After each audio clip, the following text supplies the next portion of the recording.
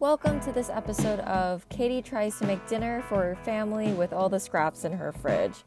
So today I'm going to be making a pasta and a soup out of these vegetables that are slowly dying, and some prepared foods like ricotta cheese, garbanzo beans, some old hummus, and some pizza sauce. Here we go. So I saw the carrots and thought, great, I'm gonna make a soup. So here is an old potato, and I am going to peel and cut the carrots. I'm also gonna save the carrot tops for a salad, and I'm just cutting up the carrots and potatoes into chunks that will relatively cook fast. And here is a red onion I found that has been in the cupboard for a month. I am just dicing it up for the base of the soup. And it was so old that it was making me cry a lot. I'm just peeling some garlic for the base of the soup as well as the pasta, and I didn't see a need to cut them. Here is some sad celery. I'm saving the celery leaves for a salad as well, and chunking up the celery for the base of the soup. And here's one shallot. The shallot is for the pasta, and some Thai chilies. And I found some old parsley. I'm just sorting through it, putting the stems in the soup base, and leave the tops for garnish for the pasta. So I'm gonna get started on the soup. I pre-separated my aromatics from all the chunkier vegetables. So I'm putting some olive oil, going to saute that red onion, the garlic, the Thai chili, and the parsley stems, and cook them down until they're nice and soft. I'm also gonna add some seasonings. Here's some coriander seeds, some black peppercorns, and after that cooks down a bit, I'm going to add some white wine. Add some salt, always salt from the base, and I'm gonna also add some turmeric. And some gochugaru, which is Korean red pepper flakes. And here goes the chunky vegetables. Stir it around, and top it off with your favorite stock. Here I'm adding a quart of my homemade vegetable stock. I just made it with the scraps of vegetables from past dinners. And put on a lid. I never seem to find a lid that matches the pot. And just put it down on simmer for as long as it takes until the vegetables are tender.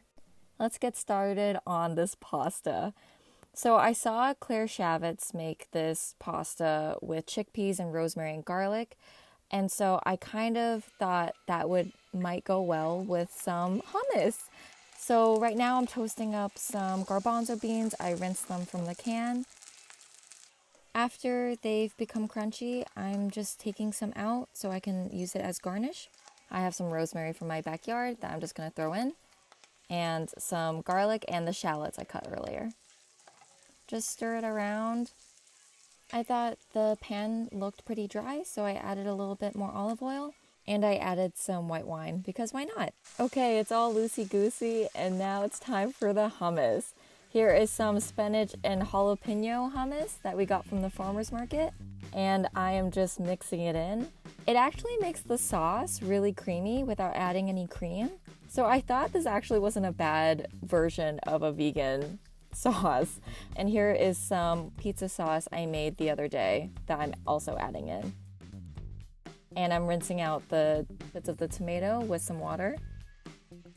Here's the soup. The vegetables are all tender, and now we're blitzing it up to make a nice creamy consistency. And we're just gonna let it simmer and cook down so it gets a little thicker.